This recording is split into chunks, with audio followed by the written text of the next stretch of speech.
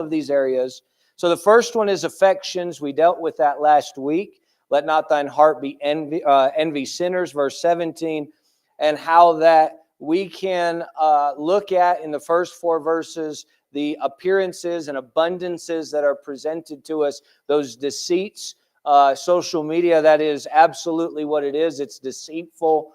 And even when you're not intending it to be that way, it can be that way, where we only put our best foot forward, and that's, at best, that's only half the story, right? You understand, if you only ever put your best foot forward, you're still dragging the other one behind. And so the reality is that it produces a facade and a fake that other people look at and go, man, they've got it all together. And then watch, we look at ourselves and go, why do I not have it all together? You know, you look at the person who cleaned their house so you could look at it and go, man, they have such a clean house. Little did you know that 24 hours ago, their house looked like yours did. And you know, there's truth to it. If you live like a slob, you should probably work towards being a little bit tidier. But you understand that the dirty dishes start off dirty, right? I mean, you understand that they have to be cleaned in order for them not to be dirty after a meal. And that's just how it works. And so everybody has dirty dishes. Everybody's laundry piles up and has to be washed and dried. And you know, most every one of us in here have had a couch full of laundry that we were working on folding because we let it get too big. Come on, that's real life. And so we need to, because it becomes very, very dangerous to just assume that life is a different way for other people. You, at times, if you're not careful, will think life is different for rich people than it is for you. And that's exactly where Psalm 73 was. He was looking at those who it seemed like their lives weren't beholden to the same problems he was facing. And it was too hard for him. He couldn't understand it. And so the warning is, hey, kids, you better get this. You better not let your heart envy the things of the world. It's a warning, a caution that is given. You better be careful. If you spend your days making up a fairy tale, a fantasy in your mind of what life should be or will be, or what it does is it robs you of reality. You better listen to me, because it's very easy to do that in the day and age in which we live, where children are pummeled with video and video games that are not real. It becomes very easy to detach from reality and to be mindful or thinking in a falsehood. And you've got to be careful, because that's not how it works. You've got to be careful. There have been a lot of kids who lost the seriousness of a firearm in their mind because of the games in which they played. That's the truth. That doesn't mean that video games make you into a serial killer. Like, that's not what that translates to. But you have to be mindful that there is a reality that you are separating yourself from truth when I can just respawn. You understand that's not how life works. You jump off a building and die, you're dead. You don't just come back 10 seconds later. Now that matters because some little kids see that and go, I can jump out of this window. No, you can't. You'll break your arm. Right? So, and we say, well, that's silly. I'm telling you, you have something in your life that you think that way about too. You really do. Whether it's you got caught up in all the romance novels, ladies, as to what a man should be. Do I need to just plow that one down a little bit and hit it? I'm just telling you, that's just as fake. And let me just tell you, just because it's not pictures doesn't mean it's not pornography.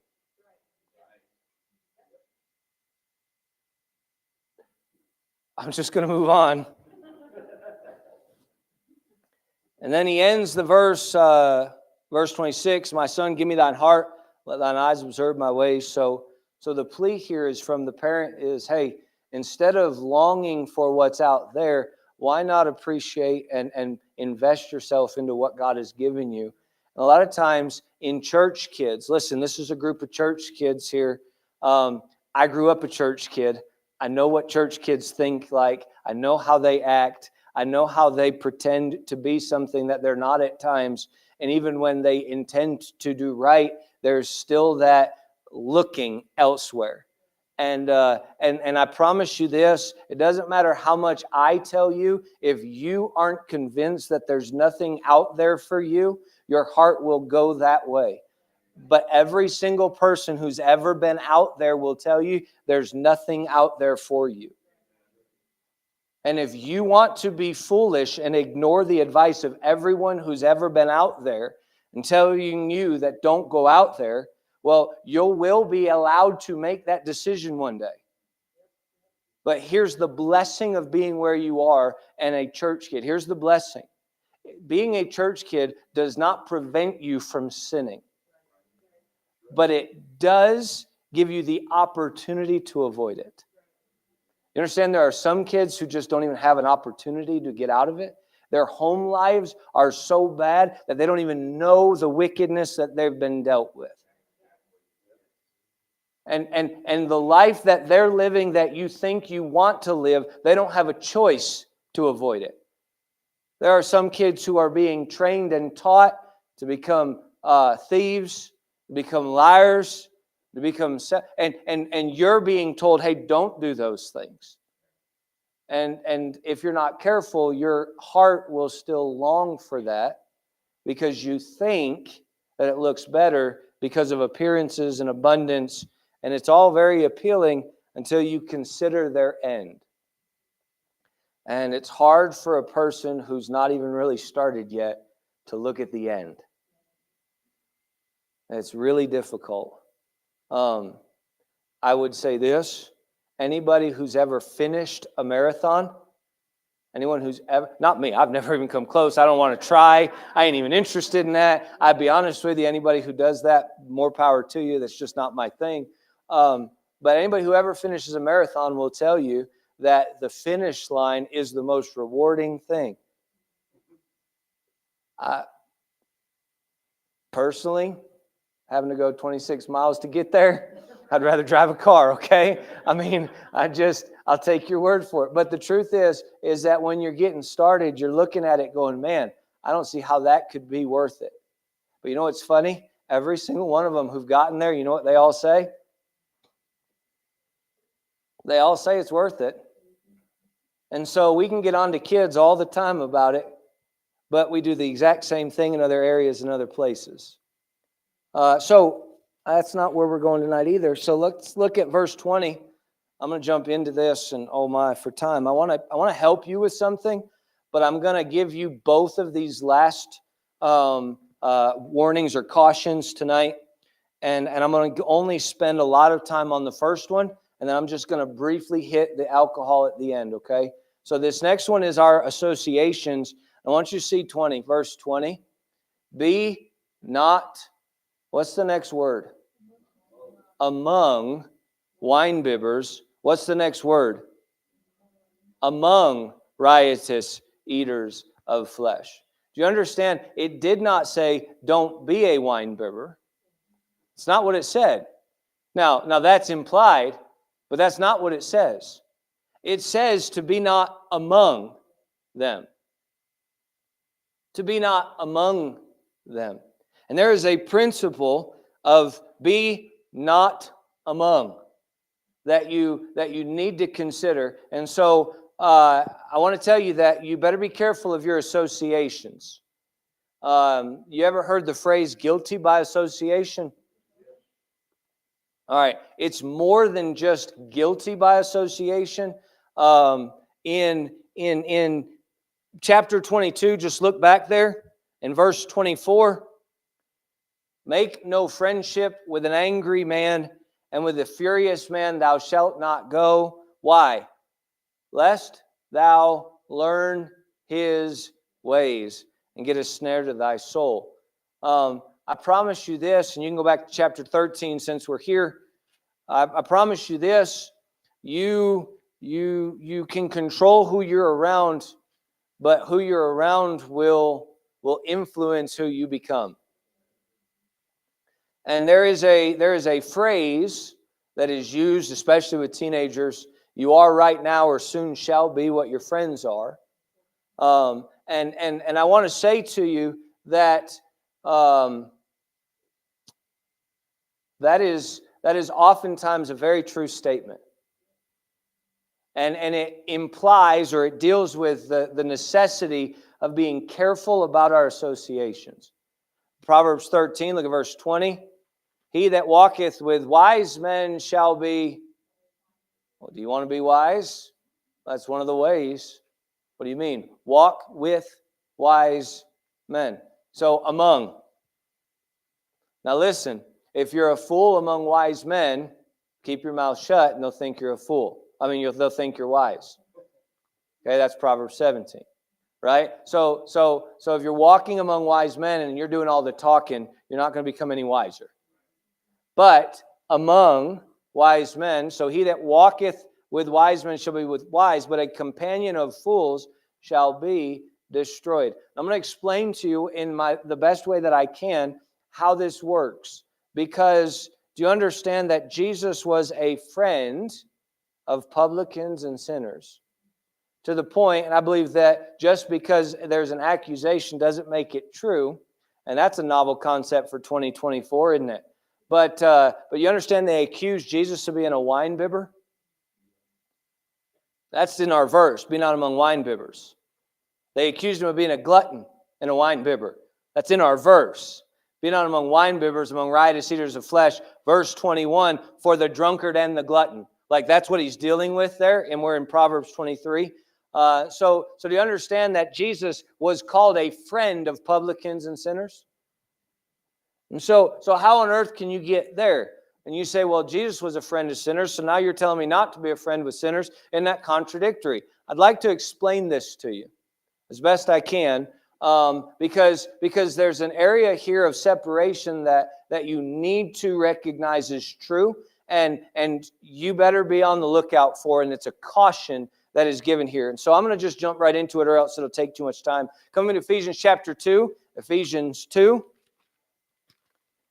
We're going to work through some scriptures together.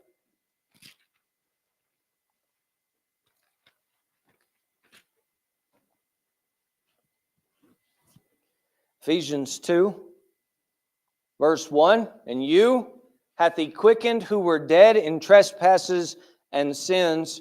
Let me just throw this out there. Don't add the word born into that verse. It's not there. You say, what do you mean? Most people will tell you you're born dead in trespasses and sins and go to this verse to tell you that. It doesn't say born, so don't add it there. You hath he quickened who were dead in trespasses and sins.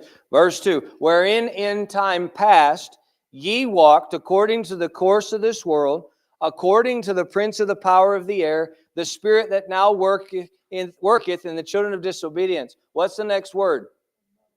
Among whom also we all. And if you underline, you should underline that right there.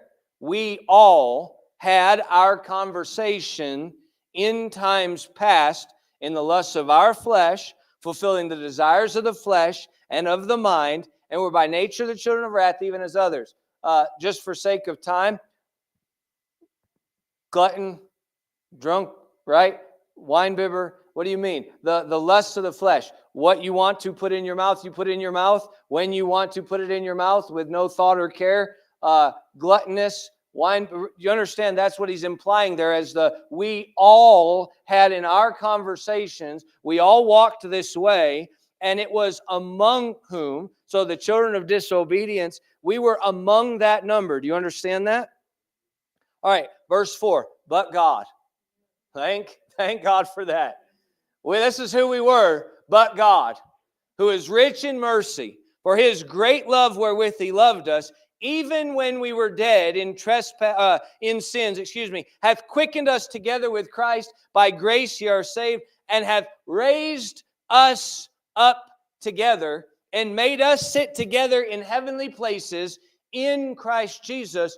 Just for sake of illustration, let me just show you this. We were among the world, and He saved us and quickened us and placed us together in Christ in heavenly places. So that's where we were among in the world, and now we're together with Him in the heavenly places. Do you understand? That's where we were. This is now where we are, meaning this: where we were isn't where He left us. He brought us out of that and placed us somewhere else. Do you understand that? You say, well, I'm still here, aren't I? Yes, you're here in your body, but as far as God's concerned, we're seated in heavenly places together in Christ Jesus. I think I want to read verse 7 just for the fun of it, that in the ages to come, He might show the exceeding riches of His grace in His kindness toward us through Christ Jesus. All right, hold your place here. Hold your place in Ephesians. We're going to come right back. Look at 2 Corinthians chapter 6.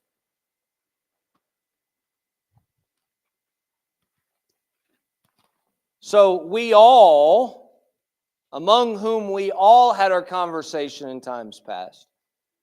So we're all there, all of us, before salvation. We're all among the lost. But we're commanded to be not among.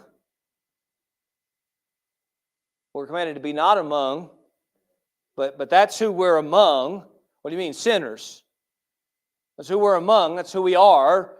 And dead in trespasses and sins. We're not, by the way, you say, well, I was never in their sin. No, you were just as dead. Dead is dead. Well, how dead are you? Well, you were totally dead. Well, I didn't do what they did. Yeah, it doesn't matter if you were shot and burned or shot. You were dead. Well, I wasn't as dead as they were. No, that's not how, nobody ever talks that way. And yet, sinners get that idea that somehow, well, I'm only this much a sinner. Yeah, you're totally dead. 100% dead. And so we were all there. You say, well, I didn't do any of those things. You're still wicked as the day is long by nature, and by the way, by want to. Like, let's not kid ourselves into thinking that you don't want the wrong things and do the wrong things because you want to. We can blame Adam all we want to, but the truth of the matter is you have a whole lot more to blame you for than Adam. Now, look at 2 Corinthians 6. Look at verse 17. Wherefore, and we're talking about the unbelievers. Look back at verse 14. Be not unequally yoked together with unbelievers. For what fellowship hath righteousness with unrighteousness? What communion hath light with darkness? What concord hath Christ with Belial? Or what part hath he that believeth with an infidel? And what agreement hath the temple of God with idols? For ye are the temple of the living God, as God has said, I will dwell in them and walk in them, and I'll be their God, and they shall be my people. Wherefore, come out from among them, and be ye separate, saith the Lord, and touch not the unclean thing, and I will receive you. Well, who are we to come out from among? The unbelievers. That's who it's talking about.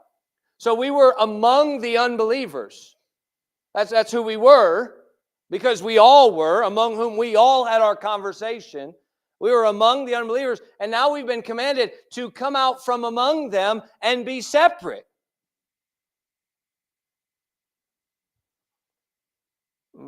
Verse 18, and will be a father unto you, so I'll receive you, be a father unto you, and you shall be my sons and daughters, saith the Lord Almighty.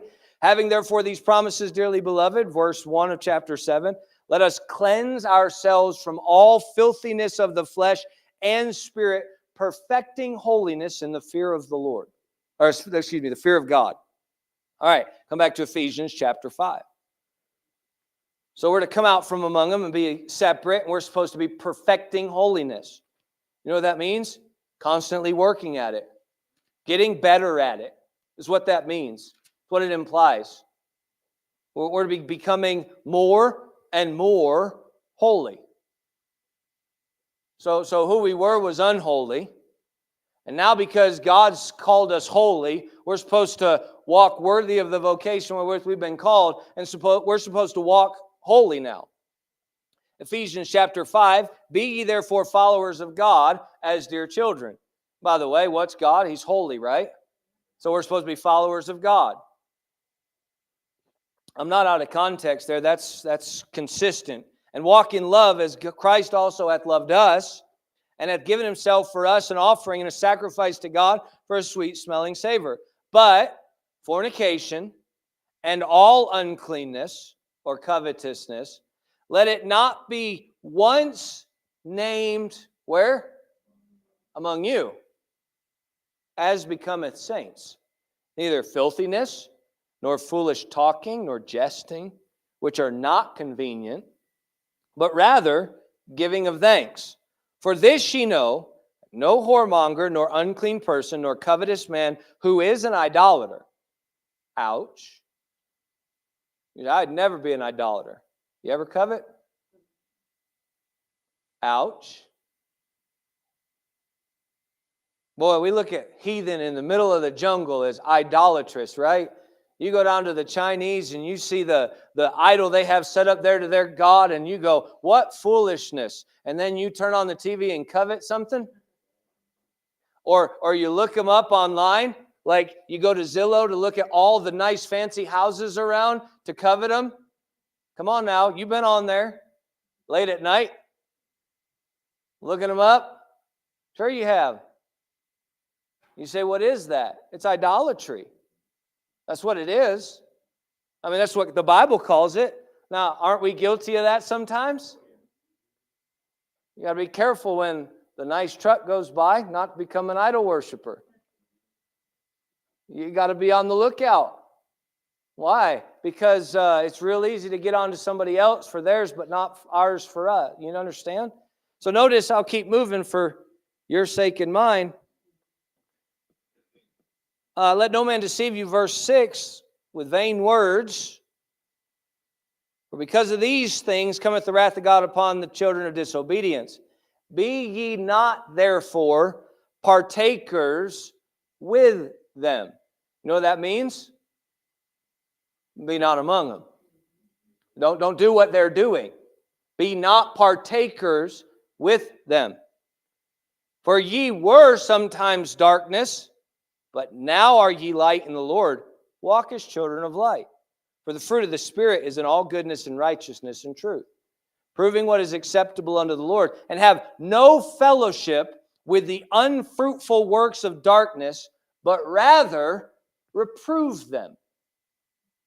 So have no fellowship with the unfruitful works of darkness, but rather we're supposed to reprove them.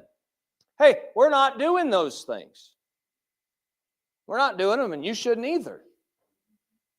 Why? Because they're wrong. For it's a shame even to speak of those things which are done of them in secret. Brother Gil, you're right.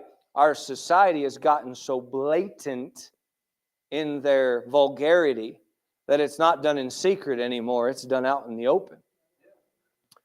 There's a verse, I can't remember which one of the minor prophets it is, somewhere towards the end, whether it's Malachi, Micah, or somewhere in between there. It talks about, they call the proud happy. You understand that's what the word gay means, right? Happy. So like gay pride. They call the proud happy. Well, we're out in the open. Used to be done in secret. It's a shame either way. In fact, it says even to speak of those things. And by the way, I'll just throw this out there. That's not mentioned in the list we read, but our covetousness was. So don't just be like, yeah, get them, right? Like, let's not have that spirit, because I'm talking about stuff that we were all among, right? We all had our conversation in times past. This is who we were. But now, as children of the light, we're not supposed to be partakers of these things any longer. We're not supposed to act this way. And so because a friendship with an angry man will cause us to learn his ways, we're supposed to not have any dealings with them. Why? Because we don't want to become them. All right. Now tell you what, let's go to 1 Peter chapter 2. No, go to 2 Peter. We'll go there first. We'll go 2 Peter chapter 2.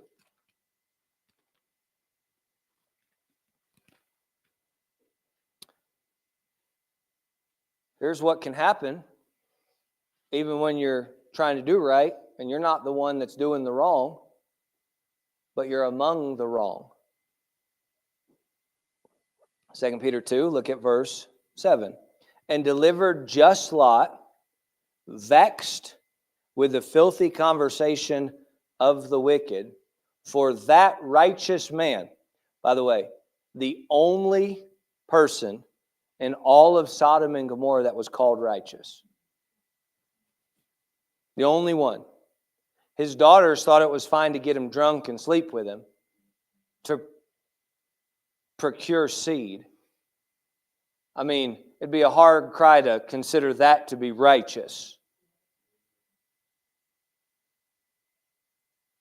The only one mentioned is just Lot.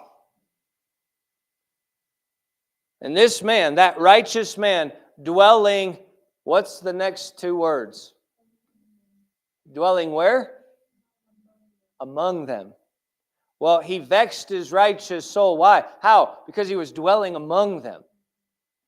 In seeing and hearing, vexed his righteous soul from day to day with their unlawful deeds. But you understand, it becomes a vexation of spirit, even to the righteous, dwelling among them. Now listen, you can become like them if you're not careful. A lot of times, people will say, well, you know, I've heard girls especially, girls, you better get a hold of this. They want to date a lost man, and they're like, well, if I date him, he'll come to church and he'll get saved. Okay? You know what?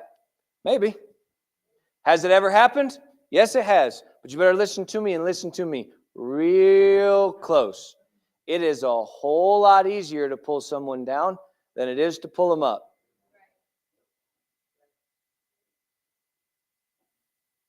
It's a whole lot easier. In fact, I bet you, Nate, if I had you come up here and had you stand right here, and I just leaned over the pulpit here, got right on top of it, and just laid out this direction, I probably couldn't pick you up from there. But you could pull me off. You understand? You don't have to be as strong to pull somebody down. You say, well, I'm stronger than they are. I'm a stronger Christian. Yeah, but it's a whole lot easier to get pulled down than it is to pull somebody up. You better be careful, because you might think, well, I can handle it. But the caution is, be not among. Be not among. So he's vexing his righteous soul. Come back to 1 Peter chapter 4. 1 Peter chapter 4.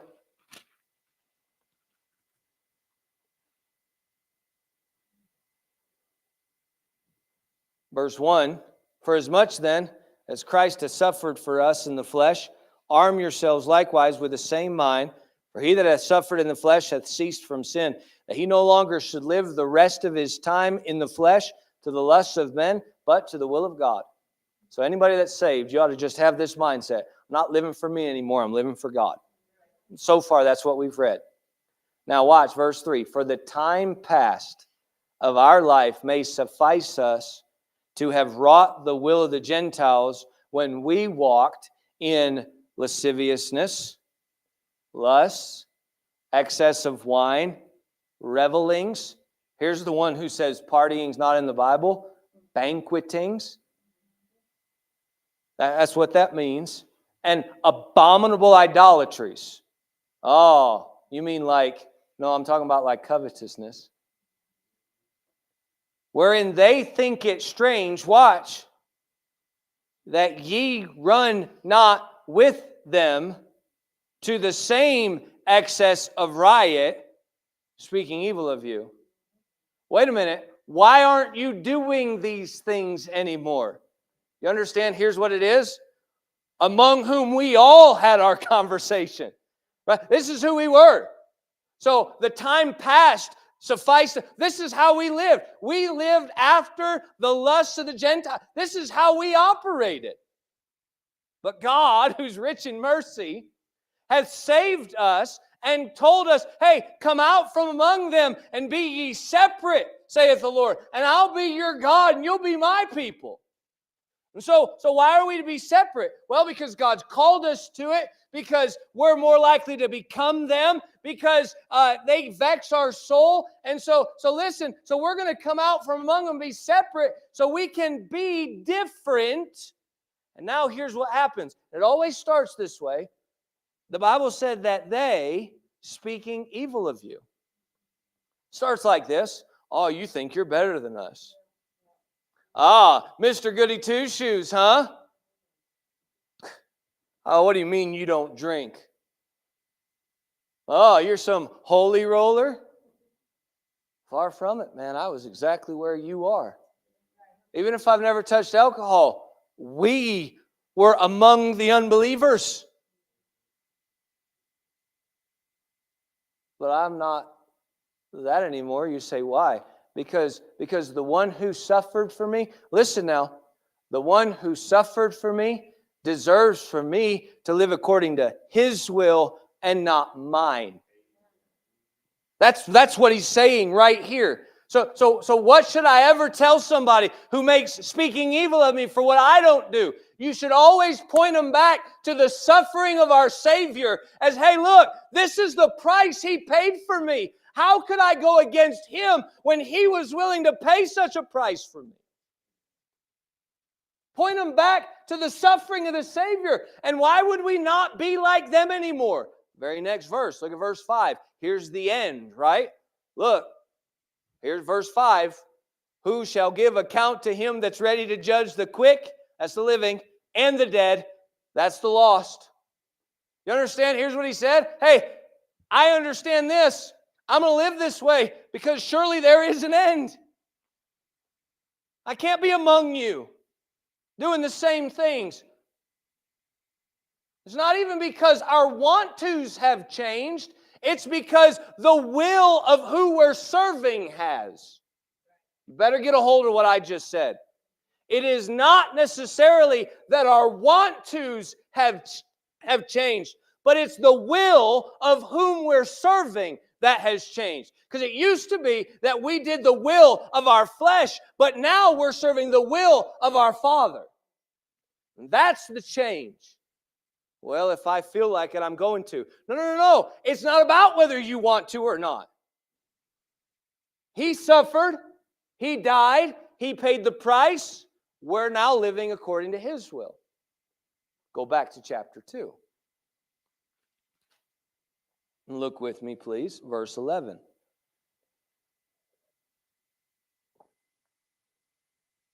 Dearly beloved, I beseech you, as strangers and pilgrims. Oh my. What do you mean? Foreigners.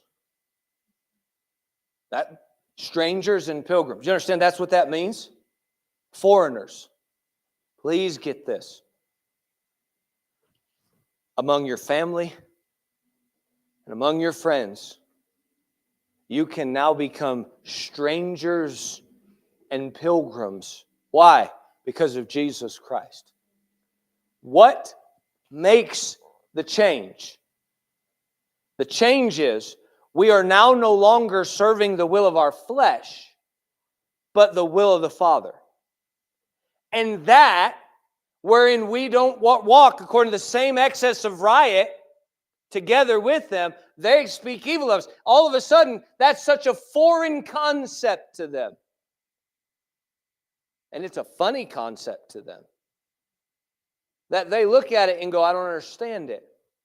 So he's beseeching us as pilgrims and strangers. Notice, abstain from fleshly lusts which war against the soul. Do you understand? Doing wrong, doing what you want, isn't going to satisfy you. It's not going to. It's going to hurt you. It wars against the soul. Are you listening to me? Verse 12, having your conversation honest Oh my, where? Among the Gentiles. I thought we weren't supposed to be among the Gentiles. He's talking about the lost here. I thought we were supposed to come out from among them and be separate. Well, what's the difference? All right, so here it is. We're among the Gentiles. We're the lost. By the way, Ephesians written to Gentiles. Okay? We're among, this is who we are. We just doing the will of the Gentile. That's what we did. The will of the flesh. We didn't even know any better. Nobody had even told us. Now, most of you kids in here, you've been taught right from the beginning. You better thank God for that. Because first generation Christians didn't even know any better than to sin. It's just what everybody did. You understand? You watch now, you have little 2 and 3 and 4-year-old kids cursing up a storm like they're sailors. You say, what is that? They don't know any better. And their parents think it's cute. And some of you will laugh at it. Better be careful. So here's what we were. This is among whom we all had our conversation. Christ saved us. So now, hey, detach. Right? Detach. Why? I'm no longer what I was. I can't go there. Can't be among you. Can't do the same things. Why? Separate. Separate for the sake of glorifying our Father. Separate for the sake of showing the world a change and a difference. So does that mean we're just supposed to, hole up in a monastery somewhere? Watch. This is key. Kids, this is key. You're learning. None of you are even to this next point yet. Okay? But here's the thing. You're supposed to be separate for the sake of going back in as an ambassador for Christ. Not one of strangers and pilgrims. What do you mean? Not coming back to be with my friends.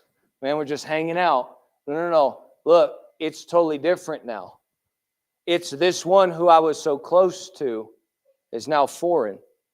They go, man, you aren't the same person. No, I'm not. What happened to you? The grace of our Lord Jesus Christ. Why? We have a conversation, our lives, honest among the Gentiles. So now we're in the world, not of the world. They're different, looks different, acts different, sounds different. Why? Well, keep reading. That whereas they speak against you as evildoers, they may by your good works, which they shall behold, glorify God in the day of visitation. You understand that it's going to bring God glory? 1 Thessalonians 2. 1 Thessalonians 2. I won't probably get to the alcohol. This is such an important understanding to have. I'm not even halfway done with this. 1 Thessalonians chapter 2. I'm going to have to close it down right here. Look at verse 7. Verse 9. For ye remember, brethren, our labor and travail. See, different crowd. What do you mean? This is those that were, but aren't. So now it's a whole different crowd. And Paul here is writing to them. He says, ye remember, brethren, our labor and travail, for laboring night and day, because we would not be chargeable unto any of you, we preached unto you the gospel of God. Ye are witnesses, and God also, how holily and justly and unblameably we behaved ourselves among you that believe. So not only, and I'm going to keep reading here in just a minute, but not only are we to have an honest conversation among the Gentiles as a testimony to the lost, but now here to be an example to the believer.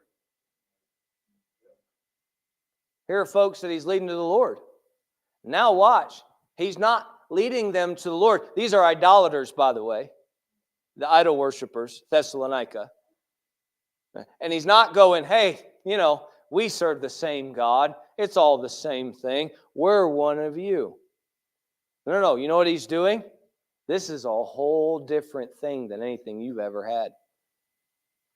And let me show you how different it is. How? Holily, justly, and unblameably. That's the difference.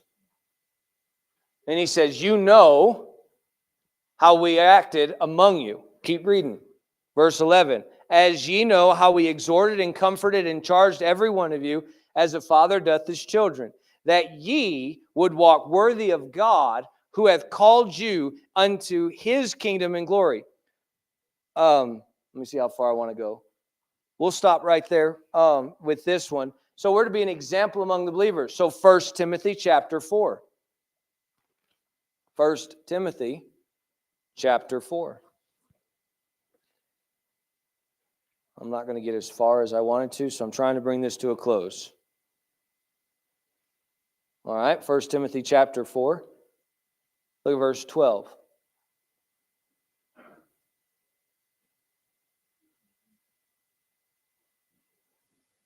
Kids, please get this. You didn't have to be in the world. You understand that? You still don't have to be. Let me say that a different way. You didn't have to be of the world. Okay? And by the grace of God, some of you, you're very rarely in it.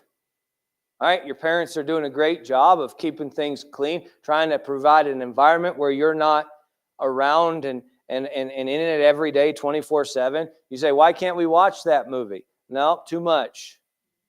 Why? You don't need all that. What do you mean? Vexing your righteous soul and seeing and hearing.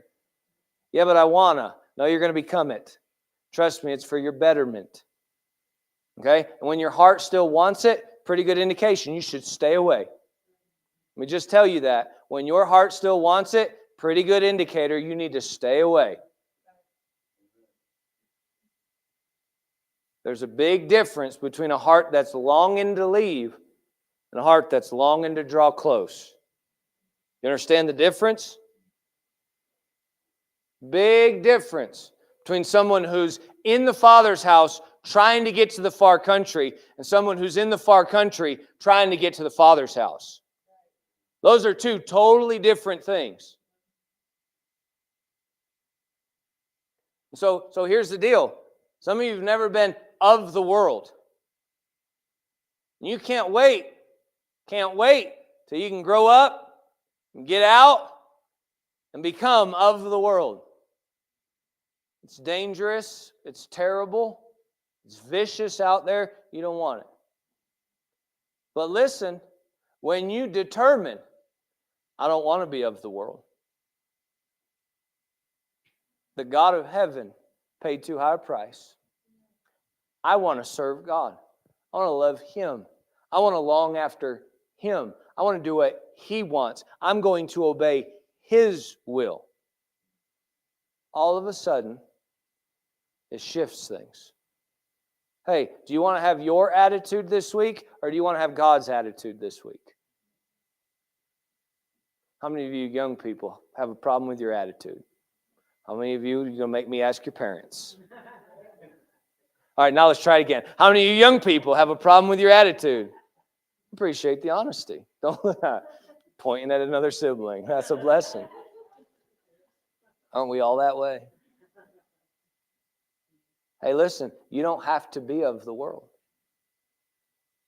There are a lot of, get this now, there are a lot of clean, worldly Christian kids.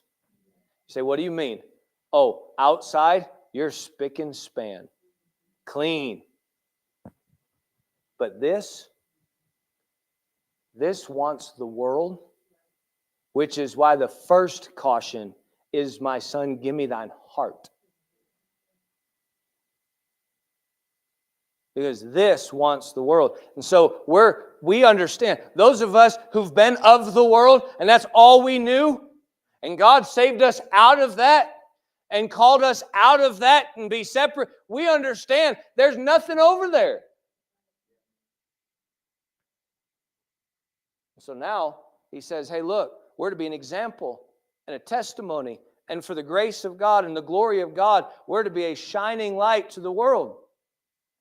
If you're not careful, even just being around it all the time can become a vexation to your soul. Why? In seeing and hearing. How many of you understand that when you're right with God and you work a secular job, sometimes it can become very draining. It can be draining to be around the world 24/7. Hey, you better be aware of that. Your answer for that isn't to go home and pump more of the world in. I want to help you.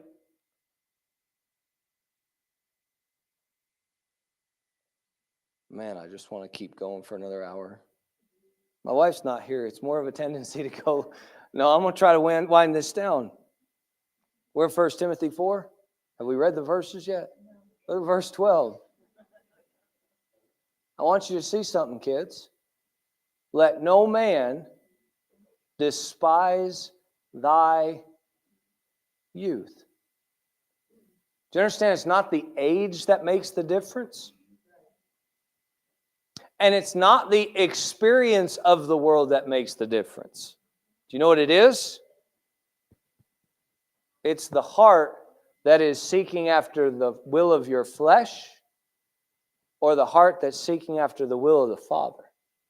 That's what makes the difference. And a young person that says, God, I want to serve you, and I'm invested. I'm all in. I don't care if I look different than every other kid in church. I don't care if I look different than every other kid in Trinidad. I don't care if I sound different. I don't care if I act different. I don't care if they make fun of me. I'm not worried about them. I'm not worried about pleasing the Gentiles. I'm not worried about pleasing the unbelievers. I'm not worried about pleasing the lost. I'm worried about pleasing Him. I'm not even worried about pleasing me. I'm worried about pleasing Him. So let no man despise thy youth, but be thou an example of the believers in word, conversation, and charity, and spirit, and faith, and purity. Oh my. Do you understand? When he says, till I come, give attendance to reading, to exhortation, to doctrine.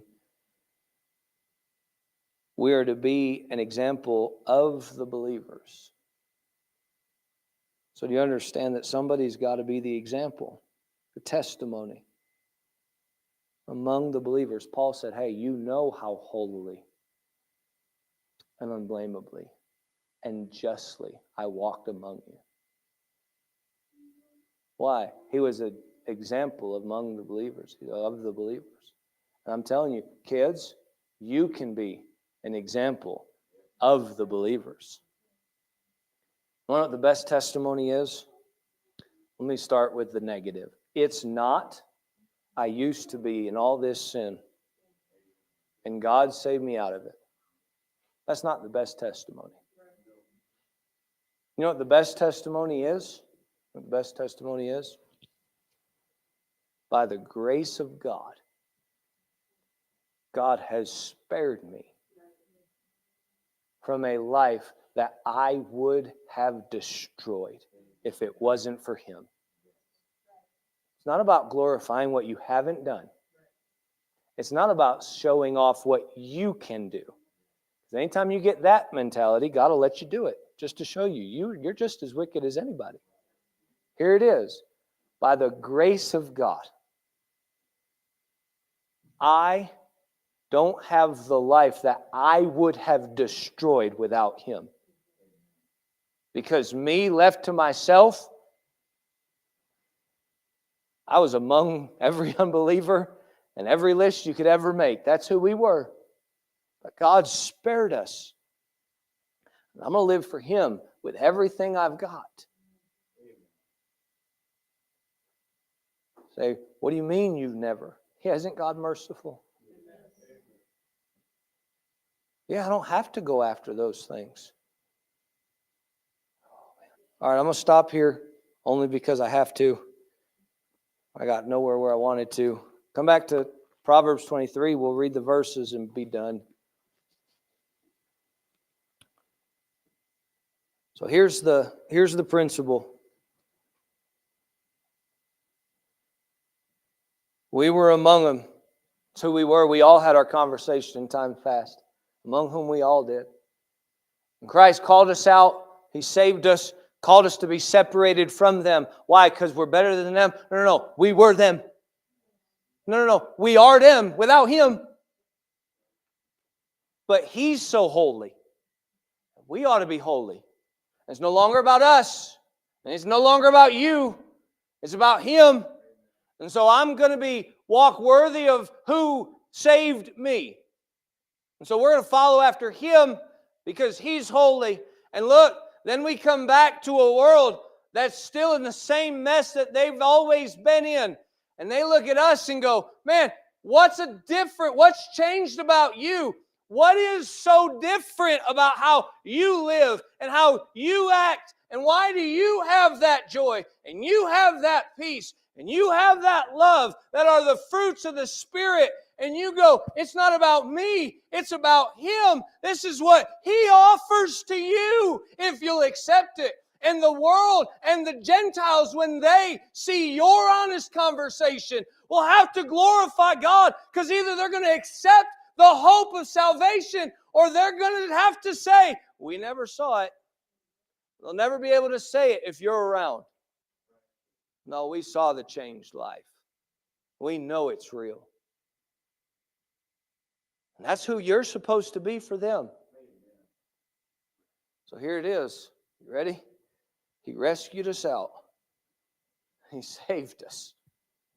He brings us out. And He cleans us up. We're not a trophy.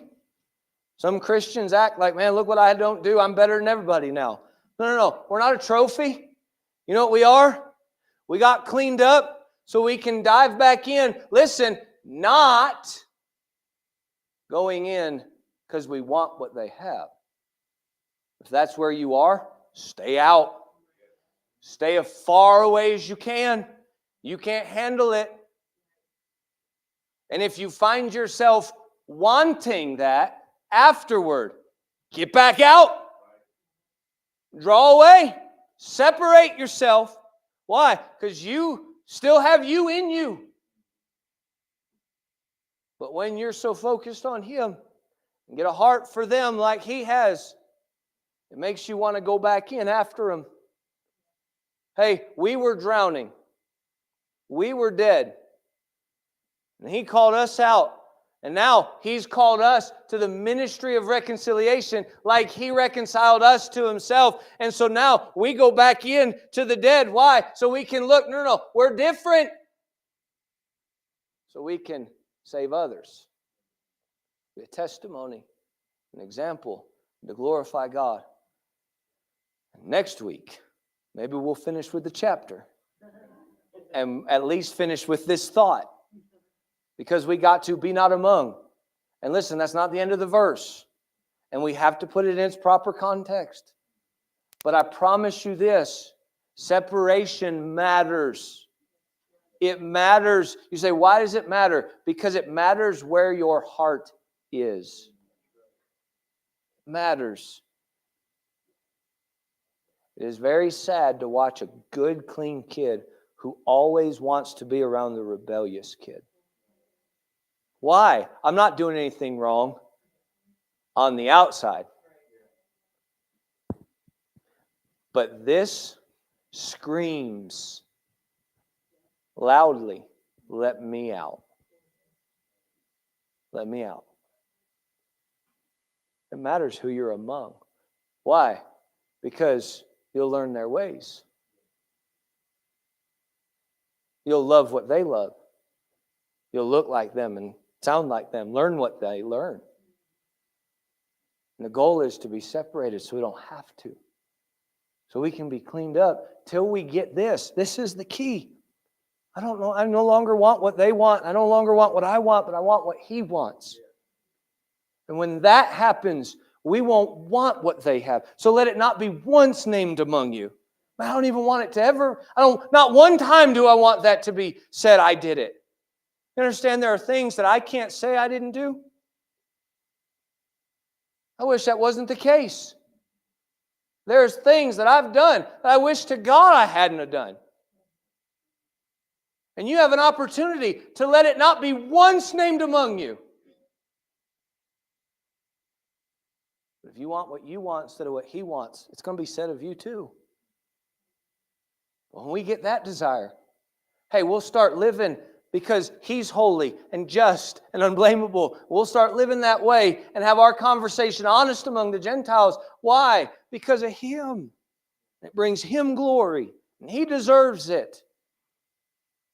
He desires for others to see that and desire the change. You understand, we were talking this, before we got to the preaching, I'm not even reading anything, we're done. And we said, man, this world is so hopeless. You know what they need? They need to be able to look at you and see hope. Hey, when you come into work tomorrow and you're talking about how hopeless our country is, how hopeless our economy is, and how hopeless life is because Biden's president, you have just negated the ability of Jesus Christ to, I'm not going to say Trump, that's the wrong word, because I don't want you to even think he has anything to do with it, to triumph over any situation. You understand? Biden's nowhere near as bad as Nero. The ancient Roman emperor, when they wrote the book of Romans and Peter was writing and he said, fear God and honor the king. He was the wicked man that was burning Christians as lampposts in his garden. Yeah, we don't have that. That's good enough reason to thank God for Biden, isn't it? Instead of complaining about the gas prices, hey, how about thanking God He's not burning you?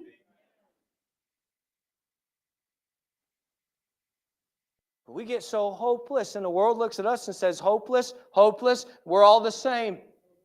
Shame on us. Why? Because we're supposed to be not among them. Hey, you can waller in hopelessness all you want to, but I've got hope. When they see you with hope, they're going to be like, man, what in the world? What happened to you? I got my heart right with God. Wouldn't that be something?